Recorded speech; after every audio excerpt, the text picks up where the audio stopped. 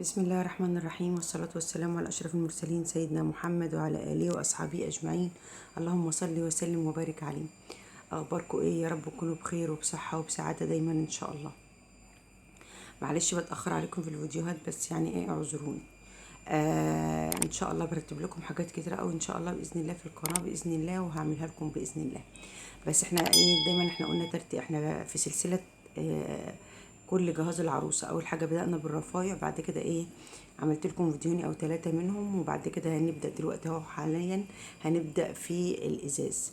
كل إزاز العروسة بتاع المطبخ انا معاكم فيه اهو، ازاي برضو برتبه وازاي بنظمه. انا كده كده معاكم برتب دلوقتي، انا بعرف الحاجة، بعمل الحاجة اللي انا كنت بقول لكم انا حطاها، دلوقتي انا برتبها معاكم. اول حاجة هنبدأ بالازاز ده. ازاز ده طقم شوب عصير، اللي هو الفيروز المعروف.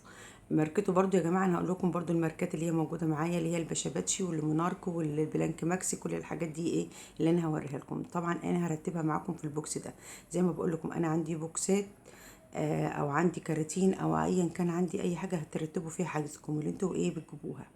انا البوكس ده طبعا فاضي، بس زي ما بقول لكم هو الغطا بتاعه مكسور، فانا هو كده يعني طالما اتكسر الغطا بتاعه ما بيبقاش له لازمه، فانا استغليته في ان انا احط فيه او ارتب فيه الحاجات بتاعتي. انا دلوقتي هرتب معاكم. اول حاجه ده اول طقم، زي ما بقول لكم شوبات الفيروز اهو. اول طقم معايا هحطه في البوكس زي ما انا بوريكم الحوالي. يعني هو البوكس نفسه يعني مش هو كبير، بس مش لان الكراتين عاليه، فمش هياخد معايا حاجات كتير. فانا هرتبه على قد ما اقدر، وهوريكم اللي انا حطيته فيه على قد ما اقدر وايه، وهوريكم اللي انا بعمله فيه. ده اول طبعا طقم يعني عصير، هو يبقى اكتر حاجه عصير. تاني طقم اللي هو طقم كوبايات ميه، ده برضو بشباتشي يا جماعه، تركي اهو. تاني طقم الشوبات زي ما بوريكم كده الماركات موجودة معايا اهي. انا برضو هحطه في البوكس ده وهرتبه معاكم اهو. انا برتب بحاول يعني على قد ما اقدر، لان الكراتين دلوقتي يعني ايه، مش عارفة اجيب كراتين اساسا والله. بس بحاول على قد ما اقدر اللي بيكون موجود معايا بمشي حالي بيه. على اساس ان الحاجات دي ايه، انا زي ما بقول لكم انا كنت مرتباها، وزي ما بقول ده طالت طقم كوبايات ميه يا جماعه معاكم اهو. برضو ماركه بشباتشي التركي اهو. ده تالت طقم برضو يا جماعه، ده برضو شوبات او كوبايات ميه برضو او عصير، يمشي ايه اللي انت عايزاه. ده تالت طقم اهو، زي ما بوريكم انا حطيته اهو في البوكس. حاولوا على قد ما تقدروا يعني تنظموه، يعني على قد ما تقدروا. هي بس معلش الكراتين بتاع شباط المية والحاجات دي بتبقى عالية، بتبقى كبيرة وعالية، فبتاخد مكان كبير. ده برضو يا جماعة رابع طقم برضو كوبايات مية، ده البومبي يمشي عصير مية زي ايا كان انت هتستخدميه. ده الطقم الرابع برضو، الماركة بتاعته بشباتشي تركي برضو يا جماعة اهو. حطيته برضو في البوكس، وعلى قد ما اقدر برضو هخليه ايه ياخد يعني ايه العدد اللي هو الموجود معايا. هو مش هياخد كل الاعداد الموجوده هنا، بس ايه انا هوريكم كده دلوقتي انا برتبه ازاي اهو. بجيبه كده بوديه كده لحد ما اشوف الايه يعني اتجاهه هيبقى فين. ده برضو يا جماعه طقم برضو كوبايات برضو اللي هو ليمونارك. يعني انا هوريكم الماركات كلها الموجوده معانا في الحاجات دي، وهوريكم برضو الحاجات اللي ممكن انتوا ايه ما يعني تحاولوا ما تجيبهاش. يعني انا جبتها هي بتبقى ماشيه حالها، بس يعني هوريكم في الفيديو. ده طقم برضو كوبايات يا جماعه او عصير ميه، يعني كوبايه يعني شوبات ميه او عصير ايا كان انت هتستخدموها. برضو ده لومينارك. انا كنت جايبه برضو فيه المونارك يا جماعه الفرنساوي في الامارات. انا كنت جايبه في الاول كده قبل المقاطعه، جايبه الحاجات دي من زمان، فكان ده الفرنساوي. في منه الاماراتي اللي مونارك، وفي منه الفرنساوي. هو طبعا اجود حاجه بتبقى فيه اللي هي الفرنساوي، بس يعني لو حد عمل مقاطعه ولا حاجه فبلاش منها، يبقى الاماراتي يمشي برضو.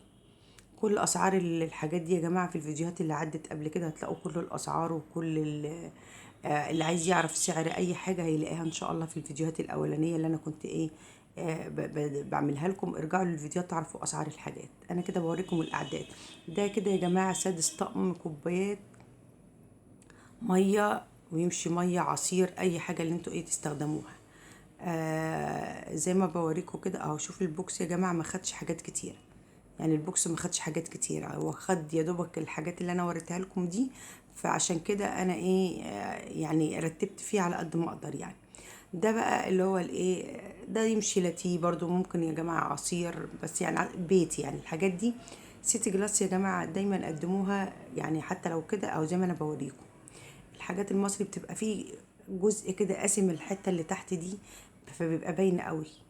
فدي يعني ممكن انا كنت بجيب الاول مش عارفه الماركات، والله مش عارفه برضو الحاجات اللي بتبقى مستورده من الحاجات اللي كده. هو المصري بيمشي حلو وجميل وحلو قوي، بس زي ما انا بوريكم اهو. شايف يا جماعه بتبقى فيه القسمه اللي تحت دي. ده ممكن بيتي بقى تعمل فيه لاتيه، تعمل فيه عصير، تعمل فيه اي حاجه. فانا بوريكم يعني الماركات اللي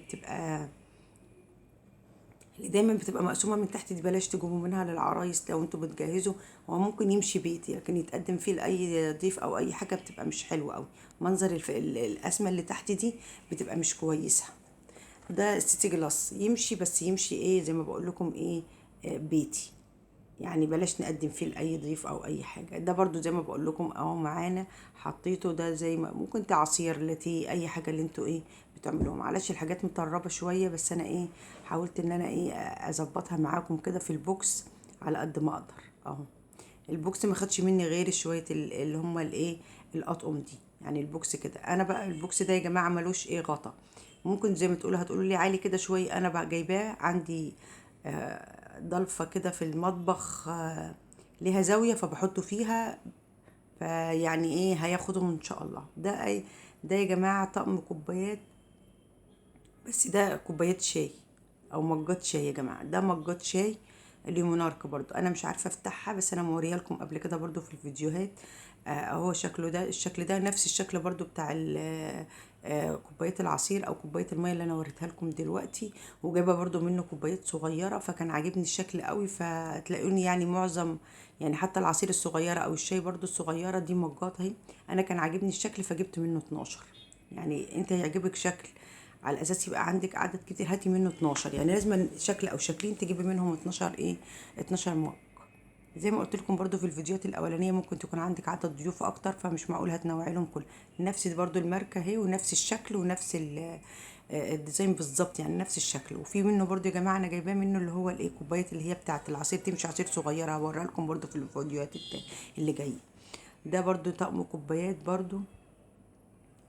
يمشي لاتيه برضو، يمشي عصير في البيت، يعني ايا كان انت هتعمليه برضو. ده كده ايه بالنسبه لكوبايه الشاي، او يمشي شاي برضو. ده هيبقى تالت طقم. يعني عندكم يا جماعه حوالي 6 اطقم او 7 اطقم كوبايات ميه. وده هنا عندي تالت طقم للكوبايات.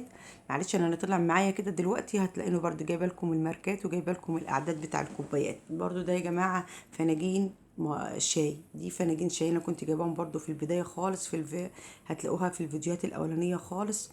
ده كوباية، دي فناجين شاي صغيرة كده كنت جايباهم عجبوني برضو. معلش من كتر الحاجة ما هي انا بطلعها او كانت بفك فيها فبتبوظ. ده زي ما انا موريكم كده طقم فنجان قهوة اهو. وده برضو طقم فنجان قهوة يا جماعة بالطبق. ده برضو فنجان قهوة وده فنجان قهوة. ولسه برضو انا ما جبتش برضو فيها حاجات كده تحس ان هي تايهة مني، بس ان شاء الله ايه هقول لكم عليها. ده برضو ايه طقم فناجين قهوة اهو صغير بالطبق بتاعه اهو. اي زي ما انا بوريكم كده. وبرضو هجيب طقم اللي هو هوريكم دلوقتي معايا اللي هو طقم الفنجان الشاي برضو كبير بالطبق. فكده هتكون كل الحاجات اللي هي انا بوريها لكم دي هي الايه الموجوده معايا في الجزء الاول. طبعا ايه زي ما بقول لكم الماركات، في ماركات بتبقى تستحسن ان انت تجيبيها، وفي ماركات يعني بتبقى مش قوي، بس انا زي ما بوريكم كده. ده طقم القهوه بال انا اللي عجبني فيه ايه بقى، ان ممكن والله تستغلي الطبق الصغنن ده تحطي فيه اي حاجه يعني. تعملي زي قطعه جاتوه تحطي فيه قطعه حلويات، يعني انت عارفه. او برضو تقدميه برضو ايه القهوه بالطبق بتاعها اهو. ده ايه ده كده ايه تالت طقم قهوه او تالت طقم فنجان قهوه صغير انا كنت بجيب الاول كده وخلاص، وبعد كده بقى بدات ايه ارتب نفسي. وانت كل مره كل ما تجيبي حاجه هتلاقي ان انت جايبه الحاجه دي، هتبداي انت برضو ايه ترتبي نفسك فيها. دي كل يا جماعه الجزء الاول ده كل الازاز بتاع المطبخ ده كله يخص المطبخ، والكوبايات الميه دي كلها برضو تخص المطبخ، والحاجات دي تخص المطبخ. انا لسه ما جبتش حاجات كتير قوي للنيش، فهو كله ده زجاج المطبخ لسه ده الجزء الاول. عندك بقى تبقى زي ما بقول لكم انا الماركات متنوعه، بس هي احلى ماركات بتبقى الحاجه المستورده بتبقى احلى بصراحه يعني. هو ايوه سيتي جلاس يمشي، بس برضو يعني زي ما بقول لكم يعني ايه الحاجات اللي هي المستورده او الحاجات اللي هي بتبقى تركي كده بتبقى يعني ليها قيمتها. زي ما بوريكم اللي هي البوكس ما خدش معايا غير كده. بقول لكم انا ما تحطوش، حاولوا ما تحطوش يا جماعه الازاز في كراتين، تحطوه في كراتين بس ما تحطوش تحت السراير. يعني حاولوا كده تحطوه في اماكن تكون بعيده عن ان حد يروح لها. حد عندك مكان فاضي ممكن تجنبيه جنب الدولاب كده، محدش يبقى جاي عنده. لكن الحاجه انا بخاف عليها ليه؟ لان ممكن لا قدر الله حاجه تقع، خشبه من الخشب بتاع السرير يقع على الحاجه تكسرها. بلاش تحطهم تحت السراير. حطوهم يا جماعه دايما في اماكن تكون تحافظوا عليها. دي كان الجزء الاول من زجاج المطبخ. ان شاء الله باذن الله اعمل لكم الجزء الثاني، هيبقى طبعا كوبايه شاي ان شاء الله. دي كان معظمها كان كوبايه ميه. وما تنسونيش يا جماعه في اللايك والشير والاشتراك في القناه، واشوفكم على خير ومع الف الف سلامه.